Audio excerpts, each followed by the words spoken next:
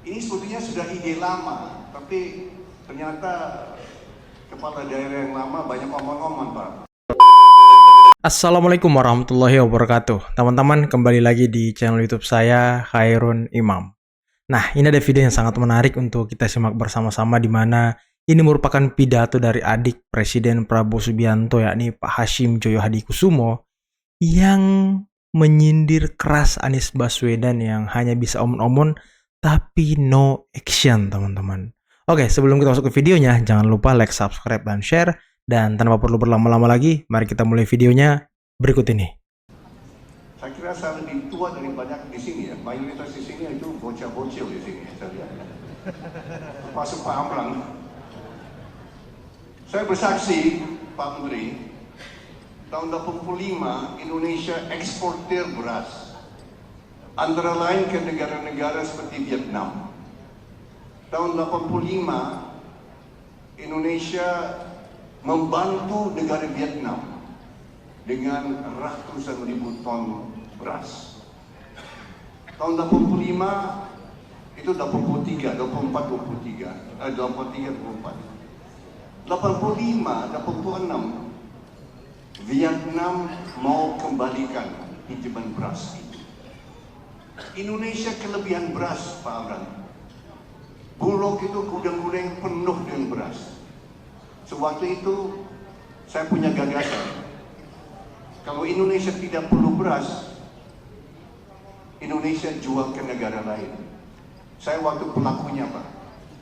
Saya jual beras Bulog ke negara tetangga namanya Filipina. Dan kita dibayar, dengan uang itu saya bayar ke Bulog, Pak, waktu itu. So waktu itu perdagangan internasional kita lakukan karena Indonesia eksportir beras, Pak. So nanti kalau nanti Indonesia kelebihan beras, Pak, saya menawarkan jasa saya, Pak, untuk Bapak. Kita ekspor ke negara-negara lain, Pak. Banyak negara yang perlu beras, dan beras kita, Pak. Saya bisa ulangi pengalaman saya tahun 85-86, Pak. Saya berbangga waktu itu. Pengusaha Indonesia ikut perdagangan internasional. Kita jual beras Indonesia dari Vietnam, kita jual ke Filipina. Uang kita kembalikan, saya bayar kembali ke Pak Bustanil Arifin waktu itu, Pak. Itu pengalaman, Pak. Dan waktu terbatas yang diberikan Pak Wijanto, saya mau sampaikan kepada para hadirin bahwa saya seperti Pak Amran, kami sangat optimis akan masa depan bangsa kita. Tadi Pak Amran sampaikan bonus demografi. Nah, di sini masalah yang kita hadapi karena banyak rakyat kita kurang makan dan kurang gizi saat ini, dan ini membahayakan masa depan kita. Ini menjadi landasan program dari Pak Prabowo yang namanya makanan bergizi gratis. Ini bukan makan siang saja. Ini adalah makan pagi, saraman pagi, dan makan siang. Dan hal ini sudah saya bicarakan sama kakak saya. Dia sampaikan gagasan ini tahun 2006, 18 tahun lalu. Ini gagasan beliau 18 tahun lalu. Belum ada Gerindra, Pak Menteri, belum ada Gerindra waktu itu. Pak Prabowo masih Dewan Pertimbangan Golkar, masalah. Tapi dia prihatin karena waktu itu ada data menunjukkan bahwa 30% anak-anak Indonesia di bawah umur 5 tahun menderita kondisi namanya stunting. Saya waktu itu tidak tahu itu stunting apa. Yang mengajarkan saya, menjadi guru saya mengenai masalah gizi dan stunting itu kakak saya, Prabowo Subianto, tahun 2006. Dan waktu itu dia punya ide, kita harus memberikan makanan yang bermutu kepada anak-anak kita untuk menghindari malapetaka bangsa, yaitu anak-anak masuk ke angkatan kerja dengan IQ rendah, IQ 70-72. Anak-anak yang mengalami stunting, kalau sudah jadi dewasa, mereka punya IQ 70-72, ibu-ibu, bapak-bapak. Itu yang dijadi masalah bangsa. 1 juta orang, tapi mutunya Ya butuhnya, ya kasihan. Mereka di nasib mereka, kalau kita tidak bantu, kita nolong, itu jadi begitu. Manusia dengan IQ rendah. Nah ini yang Prabowo ingin memperbaiki. Jangan sampai ini terlanjur. Saat ini menurut Kementerian Kesehatan, kalau tidak salah ya Pak Menteri, 24% anak-anak Indonesia stunting. Sempat naik tahun 2014 jadi 38%. Sekarang sudah ada perbaikan, tapi masih ada masalah serius. 24%. Presiden terpilih yang baru ingin kita kurangi, kalau bisa sampai 0% stunting di Indonesia. Maka perlu peningkatan produksi pangan yang tadi kita sudah lihat tadi Pak Amran. Ya. Saya bisa bersaksi bahwa Pak Amran, Pak Menteri ini adalah paling disayangi Pak Prabowo Subianto saat ini. Paling disayangi. Dan akan lebih banyak disayangi nanti kalau kita jadi pengekspor pangan Pak Amran, saya bisa katakan. Luar biasa. Ini program luar biasa kita dengan teknologi dan lain-lain luar biasa.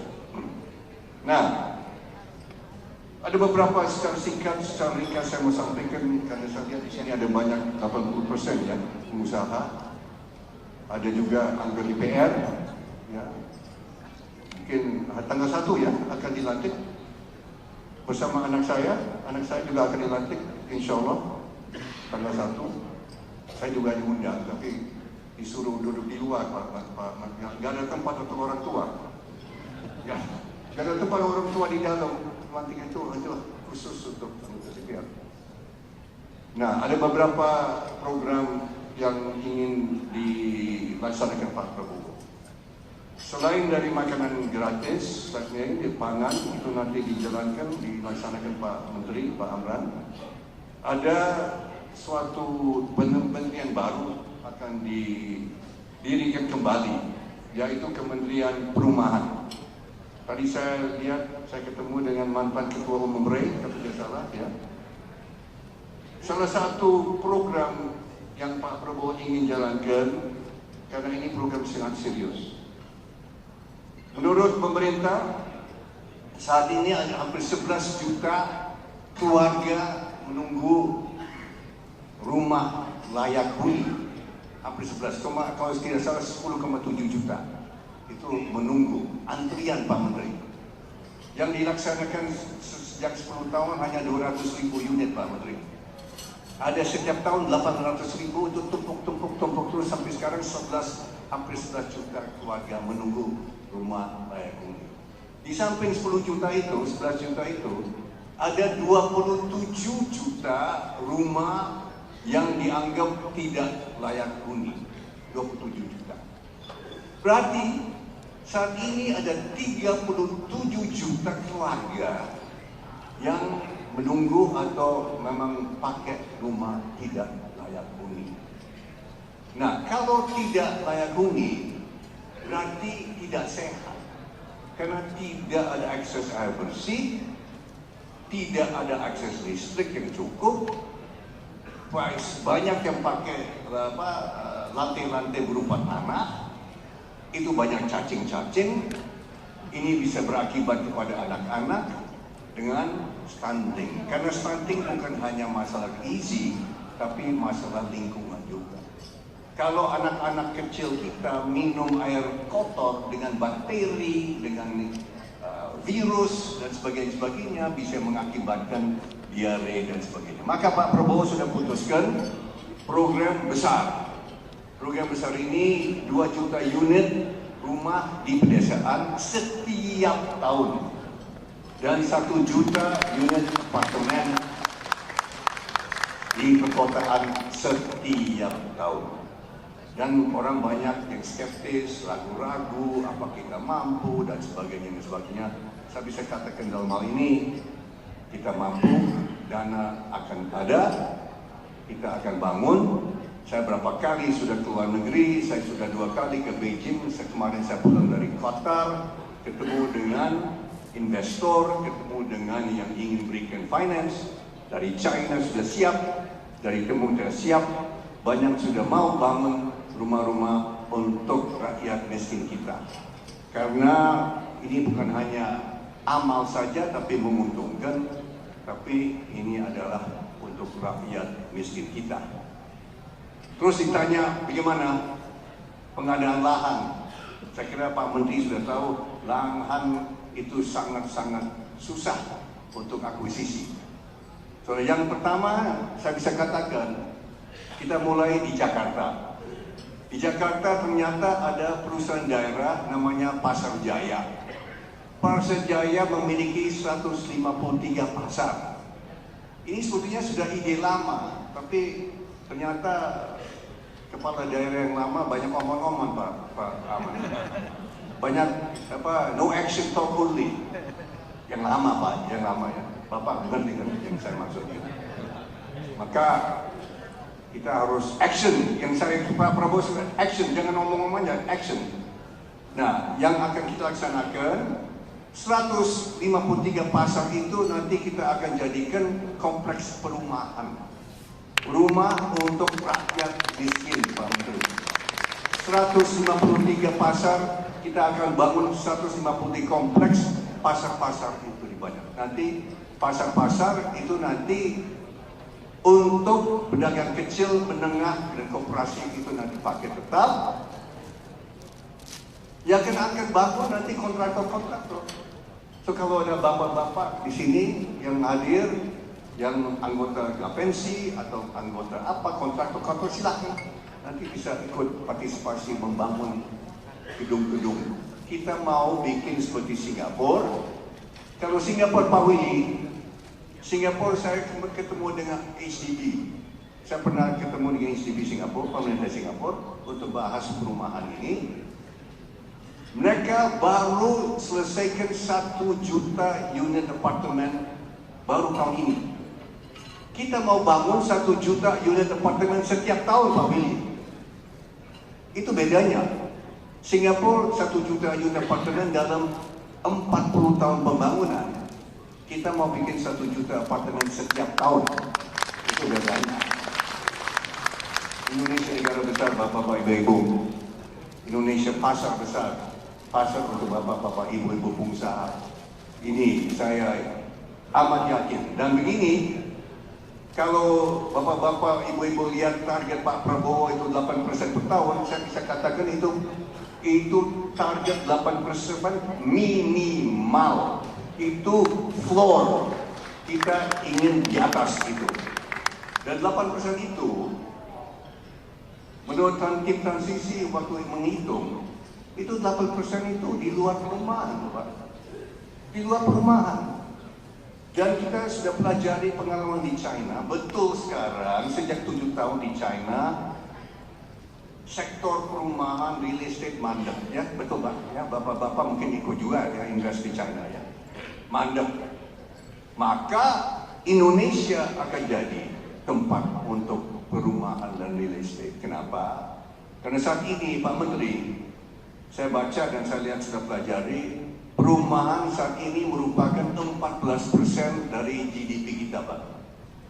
Dengan pengalaman China pernah mencapai 25%, Pak.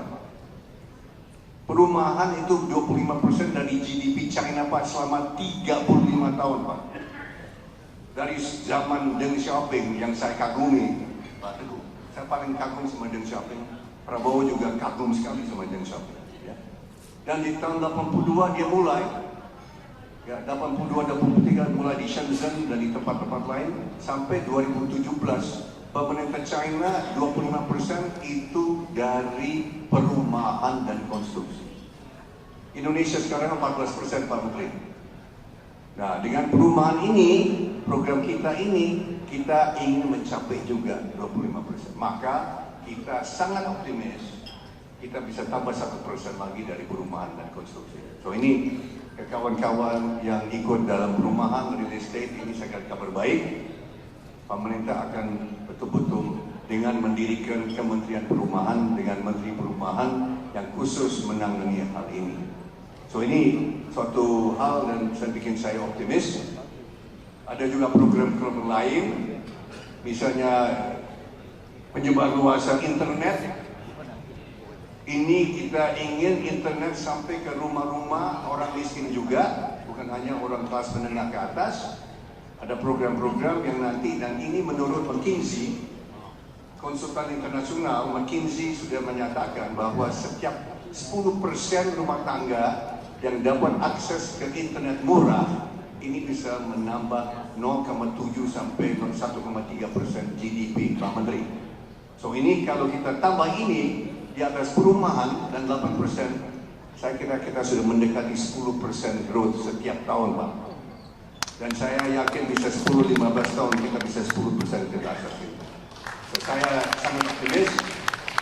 Maaf, saya ditunggu cucu saya, Pak Beli, saya nggak bisa lama. Nah, teman-teman, itulah tadi pidato yang sangat luar biasa dari Bapak Hashim Joyo Hadikusumo, yang dimana beliau banyak sekali mengungkapkan hal-hal strategis terkait program unggulan dari Bapak Presiden Prabowo Subianto. Utamanya swasembada pangan, kita harus merdeka pangan agar tidak bergantung kepada negara lain. Kita harus menghilangkan stunting di Indonesia agar SDM kita lebih unggul, teman-teman. Dan juga bagaimana penerapan dan juga makan bergizi gratis bagi anak-anak sekolah, yang tentunya juga untuk meningkatkan SDM serta menghilangkan stunting, teman-teman. Nah, ada juga program 2-3 juta rumah untuk rakyat yang tidak mampu atau yang kurang mampu, teman-teman. Ini sangat luar biasa, program-program yang memang menyentuh rakyat, program kerakyatan yang memang bisa langsung dirasakan oleh semua kalangan, teman-teman. Oke, mungkin cukup sekian dulu video kali ini, dan jangan lupa tadi ada sindiran halus dan sindiran agak keras kepada Anies Baswedan yang hanya bisa omon-omon tapi tidak ada aksi, teman-teman. Waduh. Akhir kata, billahi taufiq wal hidayah. Wassalamualaikum warahmatullahi wabarakatuh. Bye bye.